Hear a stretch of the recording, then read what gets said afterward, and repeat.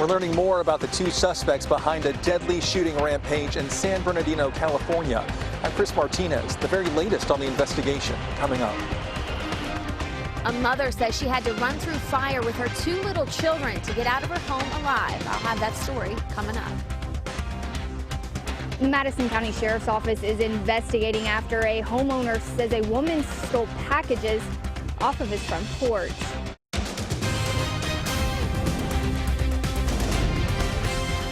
This is WKYT News at Noon. Good afternoon from WKYT News. I'm Barbara Bailey. I'm Bill Bryant. Here's what's happening at noon. Authorities are investigating that mass shooting at a social services center about 60 miles east of Los Angeles. Investigators have not ruled out terrorism, but say it's too soon to know for sure. Chris Martinez has the latest now from San Bernardino, California. An assault rifle and a bullet-riddled SUV are part of a crime scene as police in San Bernardino continue their investigation into why two shooters opened fire on a holiday party at a social services center, killing 14 people and injuring 17 others. The suspects have been identified as a husband and wife team, 28-year-old Syed Rezwan Farouk and 27-year-old Tashfeen Malik. They were killed in a shootout with police several hours after the rampage. It is possible that this was terrorist related, but we don't know. It's also possible that this was workplace related. Farouk worked for the San Bernardino Department of Health. Police say he attended their holiday gathering Wednesday morning before suddenly disappearing. He did leave the party early under some circumstances that were described as angry or something of that nature. Investigators say he returned with his wife, both dressed in combat-style clothes. Cell phone video captured dozens of people fleeing the rampage. Based upon how they were equipped, there had to have been some degree of planning that went into this. U.S. officials say neither of the shooters has shown up on U.S. terror watch lists. Farouk was an American citizen born in Chicago. Authorities have not released any background information about his wife. Chris Martinez, CBS News, San Bernardino, California. The ATF has determined the guns used in the shooting were purchased legally. Attorney General Loretta Lynch said this morning that such violence has no place in the U.S. The U.S. Army is investigating a helicopter crash near Fort Campbell. The military says two pilots were flying a routine training mission when the plane went down around 7 o'clock last night in Montgomery County, Tennessee. Both pilots were killed. They were part of the Army's 101st Airborne Division. Firefighters are still trying to figure out the cause of an early morning fire at a central Kentucky apartment complex. The flames destroyed a unit on the ground floor of the Rucker Village apartments off 2nd Street in Paris and also heavily damaged one above. WKYT's Michelle Chamberlain has a report on how people managed to get out. Here she is now in Bourbon County. Thankfully, everyone who lives in this apartment complex is okay. However, it was definitely a scary situation for those who were inside the apartment this morning trying to escape the fire. We went around to the windows, busting windows and everything, making sure we get everybody out. That was Tammy Solanas, one of several people who live in this apartment complex.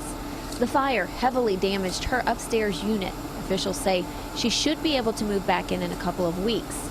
Her niece, Nikki Edgington, lives downstairs where officials believe the fire originated. Nikki was in the apartment at the time of the fire with her boyfriend and two young children. One neighbor just wanted to make sure the kids made it out okay. Just the thought of, seeing the flames and not knowing if they're in there, that's what really caused me to try to help, and that's why I busted the window out to make sure they weren't in there.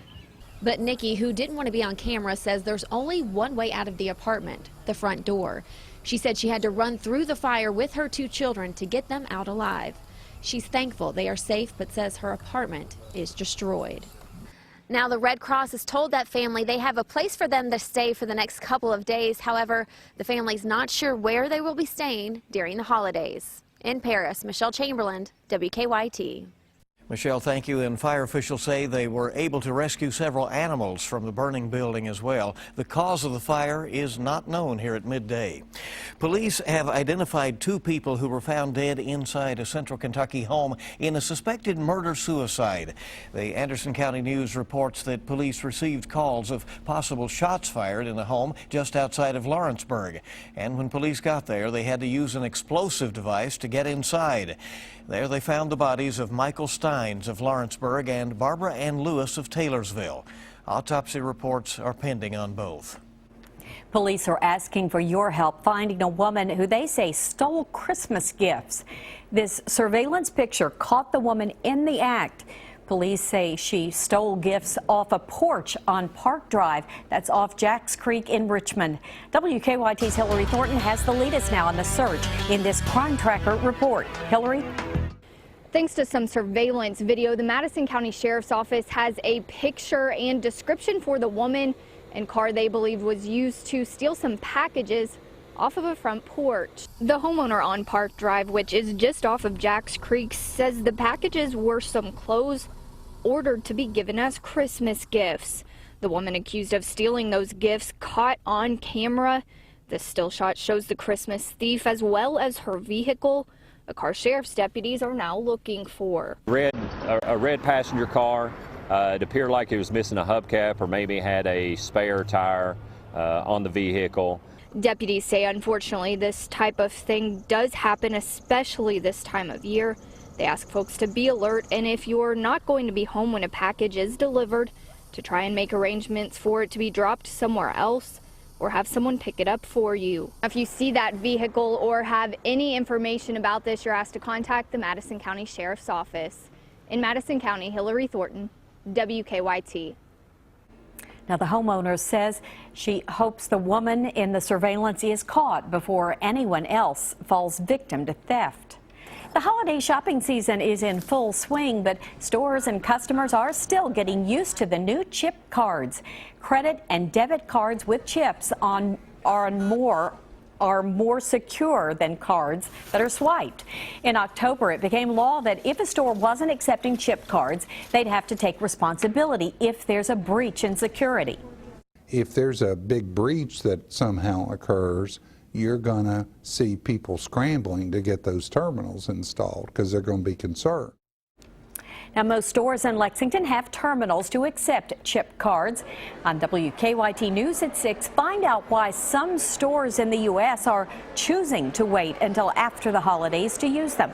Well, some sunshine has returned to the Bluegrass State today, but don't be fooled. It is chilly out there, and you'll want to keep your coat handy over the next several days. WKYT meteorologist Micah Harris live now in our First Alert Weather Center with a look ahead. You know, there are some locations still just above freezing outside. It does not feel good, but like Bill and Bart were talking about, it looks fantastic. Just don't be fooled. We're there at 37 degrees in London, 34 now in Richmond. Once we hit 1 p.m., we'll be in the upper 30s, and once we hit the afternoon temperatures, kids coming home from school, roughly 40 degrees, but bright blue skies, only a few clouds here and there. Once we head off into the evening, you'll definitely need a coat. You'll actually need a coat the rest of the day. Once we track off into the next few days, into your weekend, we're going to be eyeing a warm-up. I'll show you how high we go, and your weekend looks phenomenal. That's coming up. We'll look ahead to Inauguration Day as well next Tuesday, and Governor-elect Bevin has chosen his Secretary of the Labor Cabinet. A familiar name to UK football fans, Derek Ramsey, appointed now to that position. He resigned as athletic director at Coppin State University last month. Ramsey played quarterback for UK in the 1970s, and he later won a Super Bowl with the Oakland Raiders. After his playing career, Ramsey spent some time as a community relations official at UK and later as Deputy Secretary of Commerce of Kentucky under former Governor Ernie Fletcher. So the administration coming together. That's right. Well, following the lead of other state universities, Eastern Kentucky University is planning now to build 2 new dorms. According to the Herald Leader, EKU will partner with 2 private developers for the $75 million project. The residence halls will have 1,100 beds total and are set to open in the fall of 2017. They'll replace Martin Hall and Brockton Block on Kit Carson Drive. But it's not a done deal just yet. According to the Herald Leader, the contract won't be finalized until next month and will also have to be approved by the General Assembly. Well, you might notice some discrepancies if you need to fill up your gas tank this afternoon. Several gas stations in Lexington are raising their prices. On Winchester Road, 2 stations were selling a gallon of regular for $1.99, but the Shell station actually dropped 10 cents to $1.89 this morning. Now, even with the jump, gas prices are still lower than they were this time last year. An appeals court has thrown out a lower court's decision against former Olympian Oscar Pistorius in the death of his girlfriend. Find out why next on Kentucky's #1 Midday News. Also ahead, Christmas has arrived in the Big Apple and our nation's capital. We'll take you to the festivities coming up on WKYT News at noon.